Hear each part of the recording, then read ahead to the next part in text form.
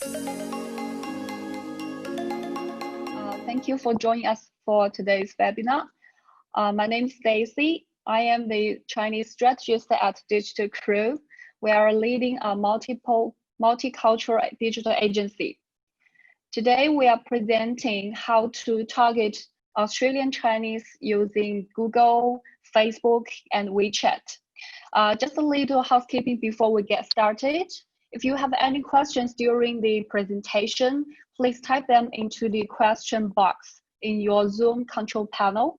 I will bring them up during the presentation, and we will also have time for questions at the end. Now, without further ado, we will turn the time over to Ophelia Liang, the co-founder and director of Digital Crew.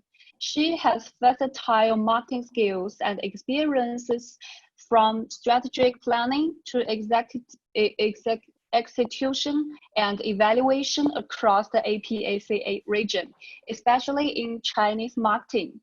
Well, let's welcome Ophelia. Hi, morning, everyone. Hi, good morning. Thank you for joining, and in this beautiful day in Sydney. I would imagine a lot of you are still working from home under these circumstances. So in the past few months and with the pandemic, we would imagine it would be quite quiet for a lot of us with everything that's happening and no traveling in the world. However, we actually been very busy running many different webinars to our clients and running trainings internally and upskilling ourselves and our team as well. And we have run a lot of digital campaign for our clients during this time as well. E-commerce has been booming, so we would like to share with you what has been happening and how do we still be relevant for brands in the market, for consumers in China, outside of China, or Chinese in Australia. So hence we plan a series of webinars, and this is one of it, and we will have many more in the coming weeks as well, both in Australia, New Zealand, as well as in US and India. Now, today's topic is how to target Australian Chinese using Google, Facebook, and WeChat. Actually, when we have this topic, when we actually start working on it, we realize that there's a lot more to WeChat or just Google or Facebook. We actually will mention more things than that. But what we're trying to say is overall, we're trying to, based on our experience in running a lot of our clients' campaign, an integrated marketing campaign will work way better than only using a single channel such as WeChat, where a lot of people would imagine, well, a lot of Chinese are on WeChat, we have to be on WeChat, but it is way more than that. And we'll be taking you through this and tell you why it is. So let me just, yep.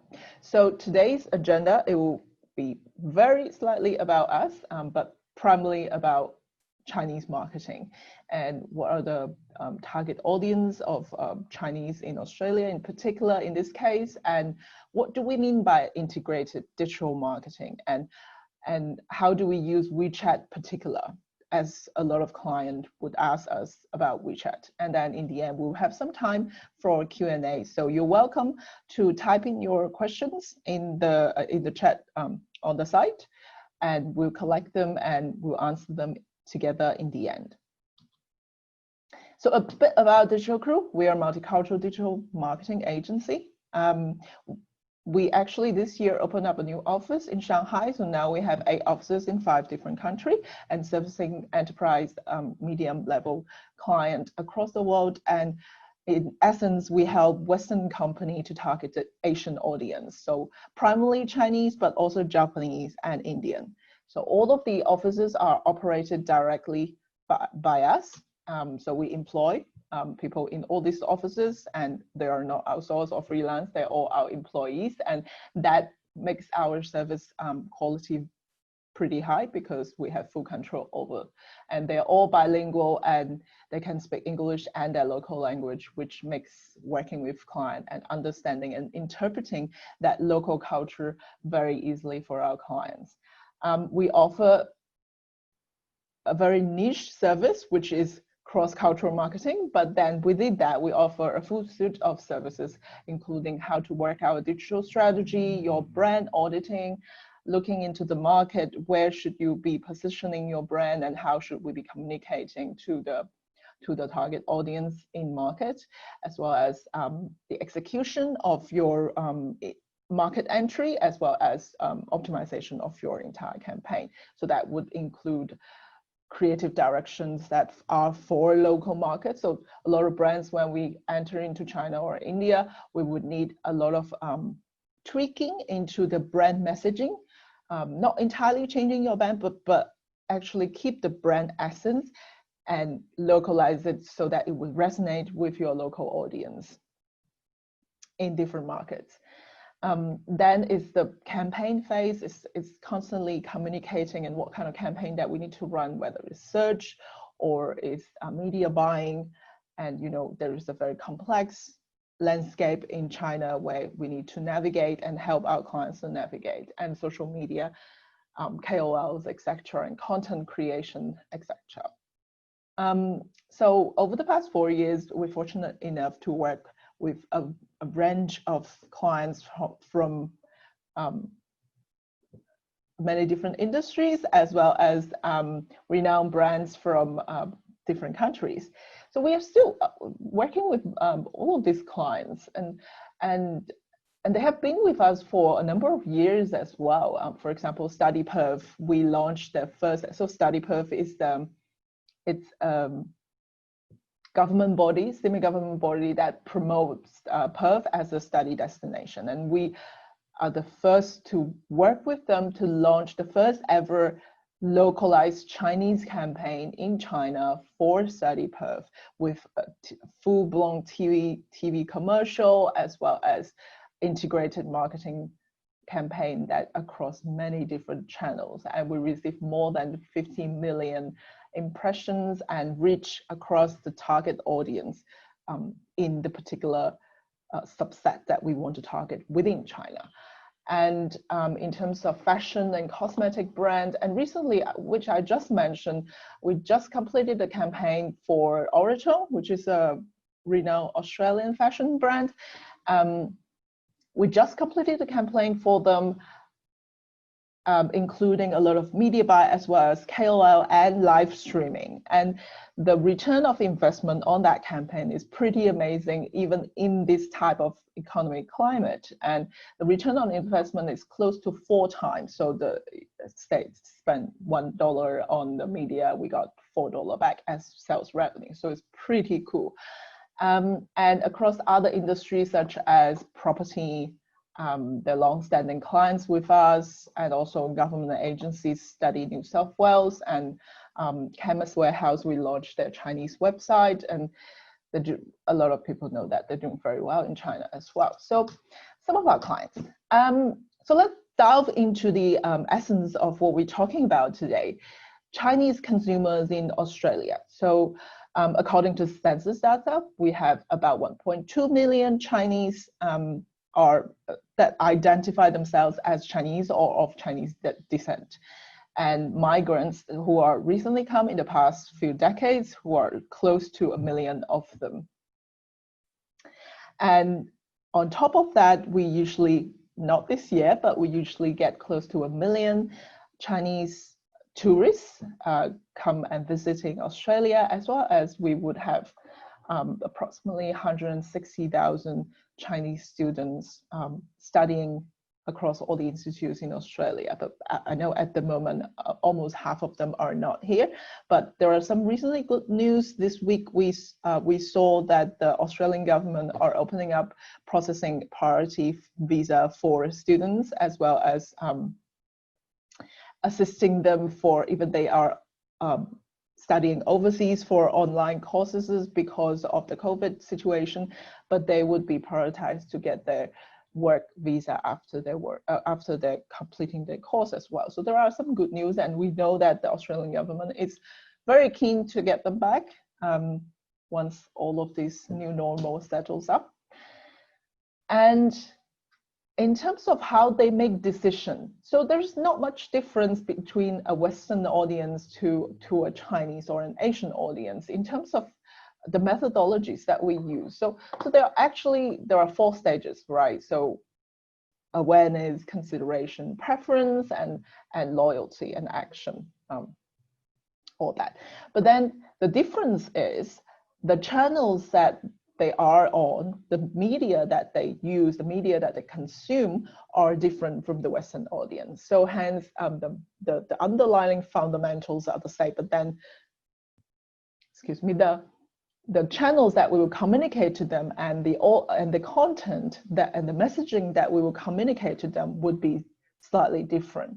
So for example, we would be, if we're talking about Chinese in Australia, then in terms of awareness, we will be using more of Google, Facebook, or display ads, KOLs, word of mouth, and WeChat Moments ads. So WeChat Moments ads is a very interesting thing that we find.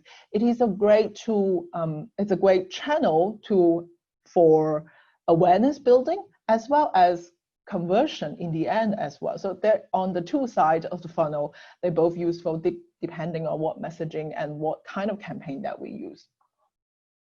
And when a consumer is considering, we would still strongly use KOLs because they believe on it's kind of like a word of mouth, but also they just believe in KOLs, and depends on, but in terms of KOLs, you cannot just select 1 or 2. It's always a panel of different KOLs for each campaign, so because they all work differently and they all have very different followers and seasonal things. So that's a lot to consider. And working with KOLs is also for to constantly working with them, understanding what is going on in their journey as well, so that at certain moment of their journey, it will work better for the brand. So it is very critical to actually keep relationship with a whole suite of KOLs that suits your brand. So KOL buying, it's not a one-time campaign. It is more like a longer term strategy, so that you would actually get a lot more return on investment. So back to the consideration phase, we will be using search ads as well as so the WeChat articles in terms of feeding content. So imagine that is your blog content, or imagine that it would be equivalent to your Facebook page and managing that community that follows your brand. And then when they actually need to make the preference of what to buy, comparing, then WeChat as a peer-to-peer and asking a chat app, and also KOLs would work here as well. And then review ratings in Australia is still quite important, all the review sites like product reviews and all of that. Then into the action and the loyalty part, which push the consumer actually buying. Remarketing still works brilliantly, and push notifications from social media, and also loyalty program. And of course, a lot of brands would have their own loyalty program already that are for the general public. Then some of those systems, so CRM or loyalty program, have the plugin for WeChat. That would be brilliant. Otherwise, actually treat your WeChat followers as your very tight group of potential customer, and a lot of them are already your customer. So that's how we would treat the Chinese consumer purchasing journey. Now, this is some marketing fundamentals, and I'm sure a lot of people here would understand, but what we try to elaborate is on how we would look at it from a Chinese audience perspective. So there are above the line activities that are for awareness and interest, and then there are below the line activities that are to build more stronger towards the conversion funnel. And then what will we look at as KPIs in these different stages of marketing? So in the above the line activities, where we focus on drawing awareness and also interest, we'll be looking more in terms of reach, impression, and share of voice. And then for activities or campaigns that are planned for below the line, for driving leads and driving sales, then we would recommend to look at KPIs such as the number of visits, sessions, followers engagement, click-through rate, cost per click, or cost per acquisition. So this works together. So we cannot just say, okay, I just want to run a campaign that are sales driven, and then I just want to look at the end of the funnel. But then we would start to question, so what are we doing in the upper end of the funnel? And if they are aligned with each other, then of course we can only look at the end of this funnel because they work together. But then overall, we would like to understand how would your funnel work, and how, if the beginning of the funnel is not big enough, then how do we make it big enough first? And then we can look at how do we get people through the funnel. And in this context, we're talking about Australian Chinese that are here in Australia at this moment because of the COVID situation. But so how do we target them in terms of drawing awareness? Then, which we just mentioned, there are a number of tools, not just Facebook. You might be surprised that Google and Facebook are actually be able to target the Chinese. Programmatic marketing, there are multiple platforms that are able to do so, that are precisely target the Chinese that are overseas, and particular in Australia and New Zealand. And there are banners, ads that we can tap into as well. So a little bit down the funnel into the interest, it will be the content that we generate on your official accounts, on your Instagram account, WeChat account, and your own channels, your TikTok, your YouTube, depend on the industry. We're not recommending everyone to be on all the channels that are here, but there are just some example. It really depends on the industry and the resource that you have, of course, right? And then further down the funnel, it will be looking at, okay, how do we drive more leads? And that will be more conversion-driven type of campaign. Then we will be using more Facebook, Google remarketings. There are a lot of new remarketing features that Google and Facebook are rolling out, which we have tested, which are pretty good conversion rate. Then SEM, SEO, and then driven offline live streaming campaigns. So notice that live streaming campaigns are not at the end step of the funnel. It's actually the second last step of the funnel. So we do have sales-driven promotions during the live streaming, but at the moment, we do not think that that is the end of the funnel, that people would literally just click and buy during their live streaming. It's more of increasing that intent to buy, and then afterwards they will actually go offline or go online and do their own research, and then they complete the purchase. And that's what we have been finding, in particular with Australian Chinese.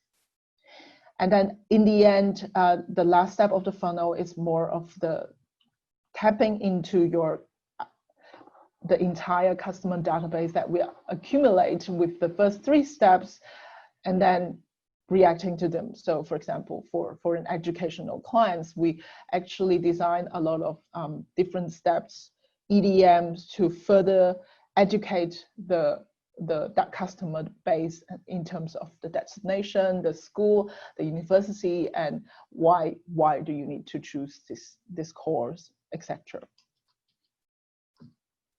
So we have spoken a lot about those channels and how do they fit into your marketing funnel. And then let's talk more about exactly how do this media channel works. So Google and Facebook, it's not new to anyone. They have display ads from about almost 10 years ago, but they have developed a lot more features into how you can precisely target the audience that you want to target. So in that, we can particularly just target the Chinese-speaking Australian, the Chinese that are in Australia or New Zealand. And they're pretty good as well in terms of CPC and CPM. So here are just some of the example of how those ads looks like. So this channel is for impression, it's for awareness. And so that we need video assets, banner assets in terms of using these channels. Then Google is, of course, we know, has more than 94% of the market share. And Facebook has 17 million users in Australia. And out of that, with precisely people who identify themselves who can speak Chinese, there are 350,000 of them.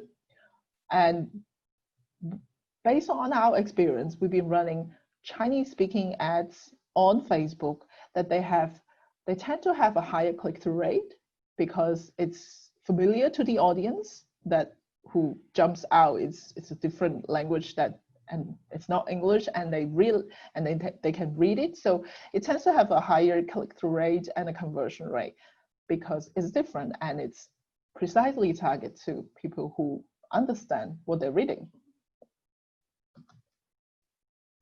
So remarketing and on Facebook and Google, it's tapping into the last stage of the marketing funnel, which is pushing people to convert into doing the actions that the brand would like them to do.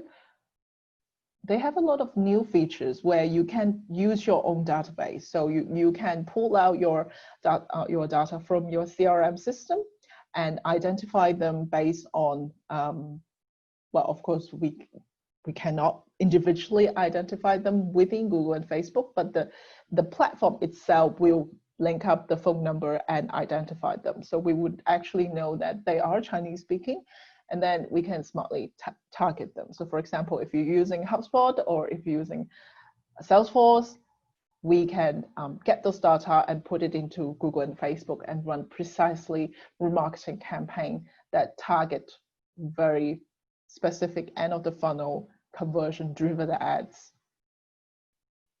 And we've been finding that really useful and the conversion rate is pretty good. Now there are other social media channels that target the Chinese community. For example, within WeChat, there are a number of media accounts, which you can imagine it's like publishers. So there are different publishers. And I'm sure if you have slightly touched on the Chinese space in Australia, you would have heard of them. Some of them are like Sydney Today Sydney or Sydney Impression. And there are mobile apps that are targeted purely towards Chinese audience, such as the Today app. And their estimated user that they provided, it's around 800,000 users within Australia as well. So for certain brands who want to strictly target audience within Australia, then these channels are not bad to consider as well as for impressions, not for conversions. For awareness, they will be pretty good. Pretty much you can reach to the entire community of Chinese audience. And there are other apps as well. If you're in a food category, or if you are, there are other food apps such as Easy or Panda. So it really depends on which industry you are in. So we still have a lot of other choices as well. So live streaming is this new things, or is this buzz that we've been talking about in the overseas market. It's nothing new in China or even nothing new in Asia. It's quite popular. It's actually a very normal way of doing marketing and sales in the Asian context, including in Vietnam, in China, in Japan. But Western brands are slowly embracing this new type of marketing technique. So back in China, it is actually a very common thing that for any normal consumers, they would have in the night after dinner, they would have they would be watching TV, but then they would have their phone on the side and running some sort of live stream. And they would be following some live streamers that they like, or they would just browsing, and then if they see something that they like, they would just click and purchase. So it's a very common behavior in China. So the Chinese audience are familiar with the live streaming concept.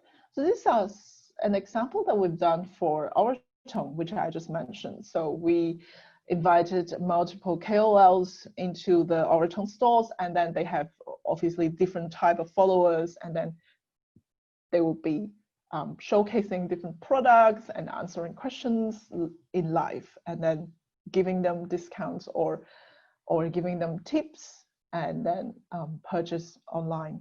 So it goes to the website, and then they can purchase with the code that provided by the live streamer. So it was very interesting, and the brand is very happy with the return on investment. But it is a whole suite of different KOLs. It's not just one or two. It is a lot of them doing a lot of different things. In a way, you can look at live stream like webinar. It's like what I'm doing right now, talking to you, but in a way that are more they have more engaging things where the followers, the viewers can actually give stickers, and they could tip the host, they could talk to them, and they could ask questions in real time, and then they would just respond or showcase certain things. And depends on what platforms that you use. Some platform can click directly back to Tmall or Taobao or other sales platform to make the purchase directly with discount if you like to. So Little Red Book is another platform that we want to mention that is outside of WeChat. It's more suitable. It has a large female audience.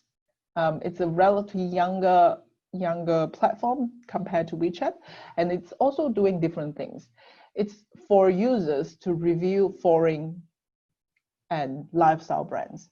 So female users, and they have more than 200 million registered users, but they are way more sticky. So WeChat has more than 1 billion users. They are comparatively smaller, but their audience are more specific. They like beauty, they like cosmetic, fashion, and they are very engaging. They provide users they're all user-generated content that create a lot of notes, and then they review different things that they like. For example, travel destinations or certain fashion brands, and then so then it has a lot of very highly targeted KOL within this platform. And for the campaign that we run for Oraton previously, we use a number of KOLs who have huge following on Little Red Book as well. So a bit about Little Red Book. They have the concept of notes. So and it also, of course, it also pulls in content that are around you based on your physical locations. And then they will review different, a lot of the content are user generated, but then also there are a lot of content from KOLs as well. So they do review in very much detail of a certain brand, and the engagements are really high, are higher compared to WeChat. WeChat is more for general, and this is more for fashion and beauty. And then the review as well. So remember, when we're talking about the funnel, we're talking about live streaming or being the second last step. And after that, and the consumer will go to platforms such as Little Red Book and go to read the reviews of that particular product, if it's a physical product, or if it's a destination to travel. And then that would actually make up their mind to purchase. So now we're talking about KOL a lot. How much do they actually cost, and who are they, and how do we categorize them? So it depends on the platform they are on. A lot of KOLs are on multiple platforms, WeChat, Weibo, Little Red Book, and other live streaming platforms, and etc. etc. A lot of them, Australian Chinese KOLs, are also on Instagram and Facebook and YouTube as well. But roughly, KOLs that have less than 10,000 followers, we would look at them as a small, like micro influencer. And then slightly higher tend to, okay, this is micro, that's micro, this is micro. And then more, if they have more than 50,000, they are a little bit, have a little bit more weight. We're talking about real followers, okay? Because every time we work with a new KOL, we will vet them. We make sure that those followers are real followers, they are not fake. And a little bit higher, more than 100,000 would be a top tier, and then more than 1 million would be at a celebrity level. So I think about a couple of weeks ago, I shared another article about the woman who can sell anything, who are actually a live streaming KOL. She has more than 100 million followers on her live streaming channels, and she broadcasts. She's called VR, and she broadcasts every night. And she bring in actual actors and celebrities into her show as well. So those are the celebrity type level of KOLs. So of course, the lower of this pyramid, the cost of engaging them are cheaper. Some of them are even just need some product seeding. So they just need some product sample, and then they are building up their own profile as well. So they would not charge the brand for actual cost. And some of them would charge a minimum cost. If you're looking at this long tail, we'll be looking at a few hundred. If you look at this level of micro KOLs, we're looking at thousands. And as you go up, it's hundreds and thousands and hundreds of thousands. So when we actually need to look at a campaign and engaging different KOLs, we would be looking at, okay, what is the budget? How long does this budget we would need to work with? Is it a quarter or is it a year? We would recommend a one-time thing, which I just explained was the reason. And then we would be looking at, okay, so we need some combination of micro KOLs, or if we can afford mid-tier or top tier, then we would plan some of them in the campaign as well, but we would definitely have a combination of different level of KOLs. And then we will be working with them individually to understand what they can do, because they have their own followings, they have their own unique list, and then they usually use that to match up with the brand so that the followers would actually understand what they're trying to say, and it actually gives a more authentic feel for their follower with the brand that they're working with as well. So it's a very delicate process to actually get the message right and work with the right suit of KOL for each brand. Other channels that are more towards the end of the funnel, which is what we mentioned, the SMS and the EDM campaigns. And we do have clients, for example, Iron Fish, that we use bilingual EDMs to target the Chinese audience, because we know in your CRM, if your CRM data is clean enough that we know specifically what audience, which group of them are actually speaking Chinese only, and then we design Chinese specific content towards them. And again, as you would imagine, the conversion rate from in-language EDMs are way higher than for general public. So WeChat. WeChat is this platform that a lot of people talk about. It's actually way bigger than just WeChat. It's WeChat's parent company. It's called Tencent, and they own a number of assets, including across many different things like QQ, which is another chat app. Tencent is the biggest game provider, a producer, developer in the world. And Tencent videos, news channels, music, browsers, and oh, sorry, the UC browser is actually belong to Alibaba. But Tencent actually takes up a large chunk of the market share in the digital space in China. Then the next competitor is Alibaba, which is strong in the e-commerce space. And then Baidu is becoming smaller and smaller. It used to be strong in the search space, and right now they're not strong in anything, but they still take up about 60 to 70% of the market share in terms of search. And here is a quick journey of how a Chinese person would be using apps during the day. I know it's a lot of health advice are saying do not just wake up and look at your phone. But nowadays, a lot of people are doing so, and same as the Chinese. So WeChat, as you can see, the number of usage and the hour of usage it's up to 80 minutes per day per user of 1 billion user. So that's why you can see it appear many times during the day. It's a constant open and close. Then when they're traveling to work, it's consuming content. So in the daily commute, as the same in a lot of big cities, Chinese people in the first and second tier cities spend a lot of time in commuting. So during the commuting time, they spend a lot of time on video content, such as using Youku or other iQIYI or other apps like Bilibili or as such. Or they're consuming news apps such as Total or Zhihu. Total, it's like a Flipboard. It's like a Flipboard for news that it keeps feeding news and also personalize your news as well. So throughout the day, we can see they're using a number of apps again. And this one is Zhihu and this one is Tieba, which is like Quora, where when people ask questions that you don't understand, you just go here, we just Google it, but Chinese audience will actually Zhihu it.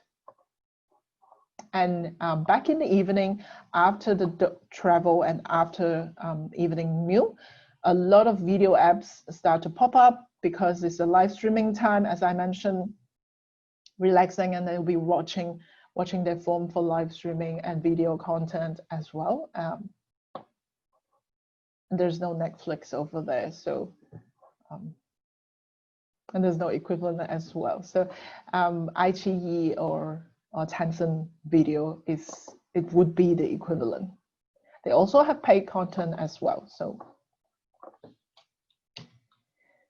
WeChat, the super app, we're talking about 1.2 billion users in Australia, has more than 800,000 active users in Australia. Average usage is 82 minutes per day per user.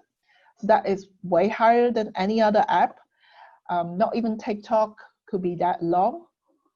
Facebook is way lower, Instagram is way lower. So what can this WeChat do? So in this ecosystem, in WeChat, it covers a moment, which is equivalent to Facebook Wall. And then you have publishers and brands who are in it, which is publishing content, which are long-form blog-like content.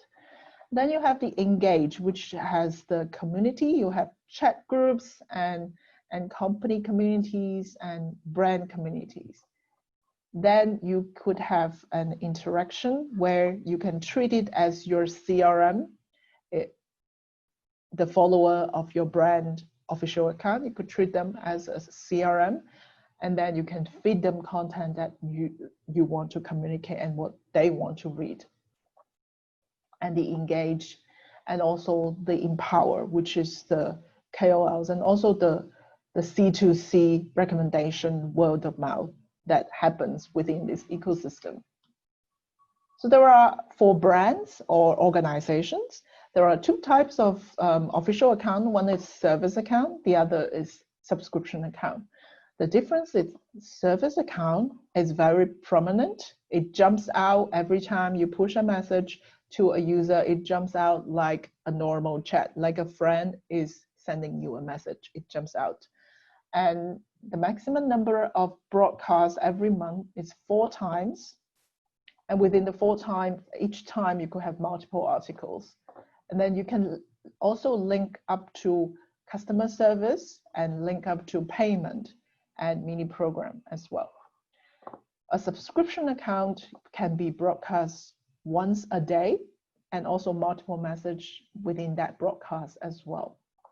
But then there is no API integration, so we can't link it to a mini program, and there's also no payment integration. So the difference is service account is more for servicing customer service, actually servicing your customer, providing them value in terms of actions, and they could chat to the brand directly through this account as well, and then providing a lot more different functions, as we mentioned, than linking to the mini program or the payment.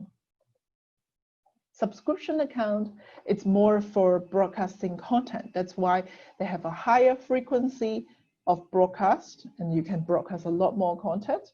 So it's not when the resource is limited, of course, we need to choose one or the other. But for a lot of brands that we have, we actually have 2 accounts because they have 2 different purposes, and we have 2 different strategies for running 2 different accounts. And there will be different type of content that we'll be pushing out, and how the way we manage them will be different as well. So it really depends on what is your need and why do you need to have this account, for what purpose. Then we will be recommending which way to go. So within WeChat, there are menu bars. Maximum, you only have 3 items on the menu bar, and also within that, you could only have 5 sub-items. And that could be linked to, if it's a verified account, it could be linked to an outside link, which is, for example, to your website, or to your mini program, or to your mini WeChat mini shop, or to any articles. So there are a quite dynamic way of using that menu bar. So imagine it's just like a navigation of your mini website. So in terms of content, because there are a lot of mini WeChat official accounts already, so the place is crowded. And of course, there are a lot of followers, a lot of users on WeChat as well, 1.2 billion. So you could still serve them content, but it's a lot more competitive right now. So we need to be very careful of how we design this account.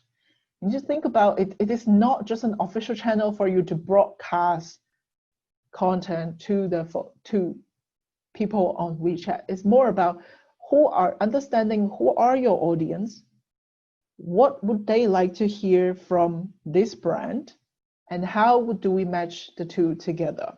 And by providing valuable content, and content that would interest our audience. And then just by providing content does not grow followers. It is one of the ways to grow followers, but content does not help you to grow substantial follower growth. And growing followers on WeChat, it's harder than Facebook. But the value of a WeChat follower is also higher than a Facebook follower. Because on the WeChat official account, every broadcast is 100% received by your audience, unlike on Facebook, where only 5% of your followers would actually receive your updates. So the value per follower is higher on on WeChat official accounts, but content is only a way to keep them, not to grow them. In order to grow follower, you need to branch out.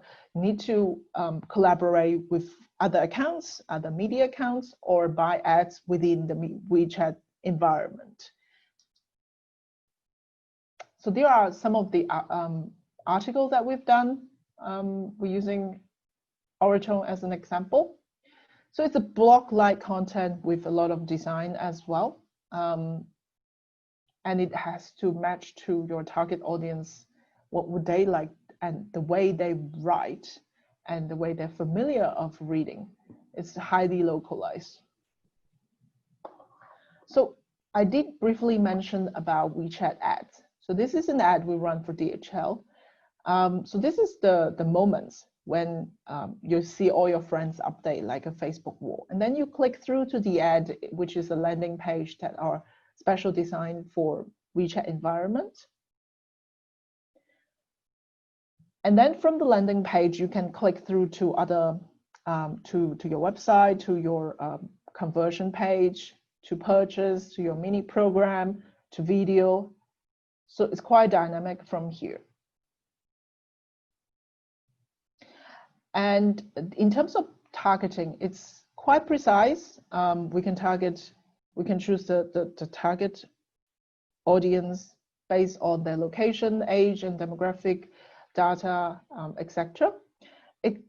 The targeting within Australia is slightly less in terms of what we can choose, but within China, we can choose as precise as to a single location, like the airport or a particular university or a subway station. It's quite precise we can do in China, but in Australia, it's slightly less. It's more towards the demographic targeting matrix. So a campaign would look like the moments ad, which we just look at, and you click through to the landing page and then click through to purchase. So this would be an example of what I just mentioned. WeChat Moments ad could be the beginning of the funnel or the last of the funnel. This is towards the last of the funnel because it's a very strong sales message, discount, or end of season, end of financial year. So very strong conversion messaging that we're doing for this one. So towards the end of the funnel, which receive pretty good results. And we would be run in the beginning, not just for this client, about what over the course of last 2-3 years, a lot of clients would be asking, well, we don't even have a Chinese website, how do we do it? So we would usually recommend the first step to build the business case is, well, we could build a landing page. The landing page could be in Chinese, and then we can put all the messages that we want to talk about in this particular campaign or this brand, and then click through to the website. So it is a transition. It's not ideal, but it is a transition for the consumers to understand that when they click next, they will be taken to an English site and to purchase. But to be frank, audience in Australia, from what we can see, they are familiar, they're drawn to their local language, which is Chinese we're talking about. But then when they actually make the purchase, if it's a good deal, all of a sudden they speak Chinese, they speak English. So in this case, it still works quite well for this particular campaign. But then on a longer basis, on a longer term basis, we do build Chinese websites for our clients, such as Chemist Warehouse, and where they're talking to a bigger base of audience, where some of them really can't speak English. There are other types of ads within WeChat. There are banner ads where you can increase your, so this is an ad that we've done for Locom. You could click to go to the mini program, or you could click to go to your WeChat official account. So that mini program is the next things we want to discuss. Mini program, essentially, it's an app within an app. So it doesn't identify what device, so you don't need to develop an iOS app or an Android app. It just fits within WeChat. So anyone that has WeChat will be able to use the mini program. So it's only been launched for 2.5 years. In end of 2017, it was launched by WeChat. Now we have more than 4.5 million WeChat million programs, and 95% of the e-commerce brand have a mini program to purchase, because it's, remember the funnel we talk about again, towards the end when they were comparing, they could be sharing the mini program to another WeChat user, and then they can just click in and purchase.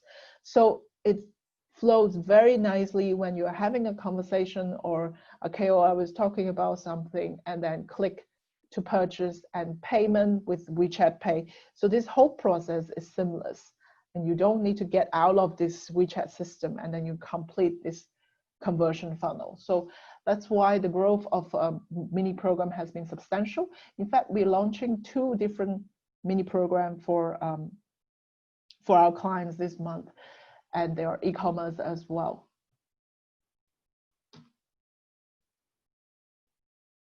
And for mini program, it's an app, so it could be things other than e-commerce functionality.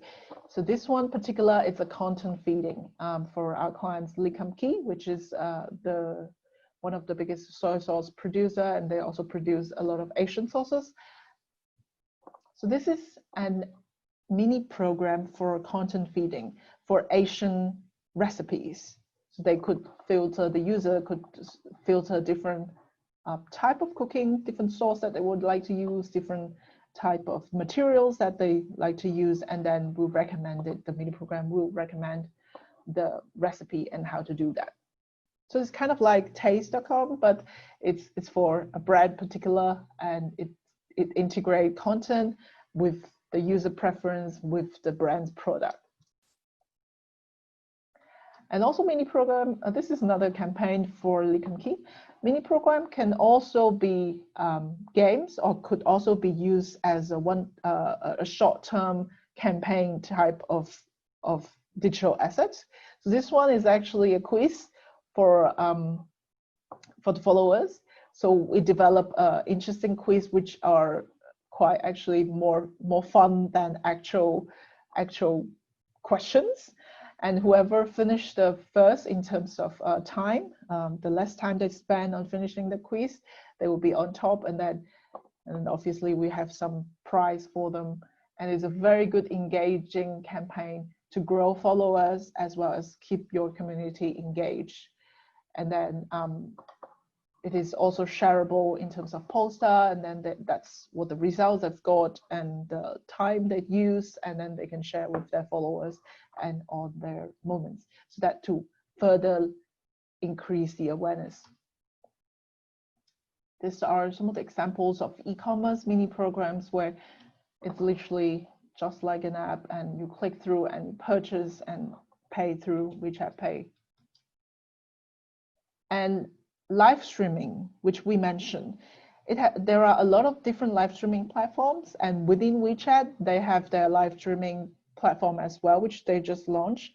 And there are other platforms who develop mini programs within WeChat that provide the live streaming functionality. And one of our clients from US, we actually done live streaming with the lipstick guy. He is another very famous live streaming host in China, where he reviewed a lot of cosmetic products. Now, this is the brand new feature that WeChat just launched last week, and it's WeChat Mini Shop. So they built this mini shop functionality within the WeChat official account backend. So it's only in the beta stage, so it's only invite only. So we are still testing with some of our clients. But in essence, if as a brand, this makes your life way more easier. If you already have an official account, you could just apply to open up a shop and then manage your shop from the back end of your official account.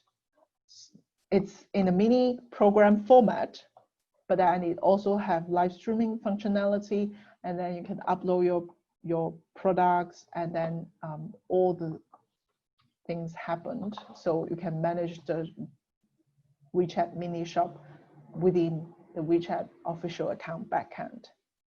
So it is a great feature that WeChat that just launched, of course, in attempt to compete with other e-commerce giants in China.